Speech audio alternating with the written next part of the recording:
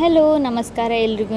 ಇವತ್ತು ಬೆಳಿಗ್ಗೆ ಬೇಗ ಎದ್ದು ಟಿಫಿನಿಗೆಲ್ಲ ರೆಡಿ ಮಾಡ್ಕೊಂಡು ಸೋಯಾಬೀನ್ ಪಲಾವ್ ಮಾಡಿದ್ದೆ. ಅದಾದಮೇಲೆ ಕೆಲಸಕ್ಕೆ ಹೊರಟೆ. ನಾನು ತುಂಬ ಸುಸ್ತಾಗಿತ್ತು, ಯಾಕಂದರೆ ಬೇಗ ಬೇರೆ ಎದ್ದಿದ್ದೆ.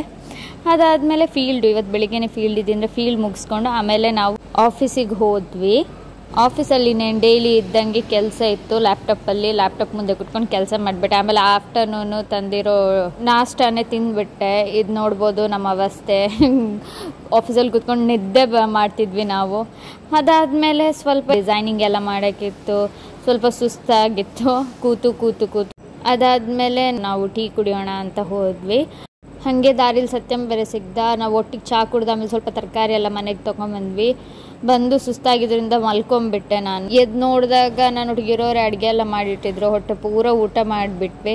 ಇಷ್ಟೇ ಇವತ್ತಿನ ಬ್ಲಾಗ್. ನಾಳೆ ಸಿಗೋಣ, ಬಾಯ್.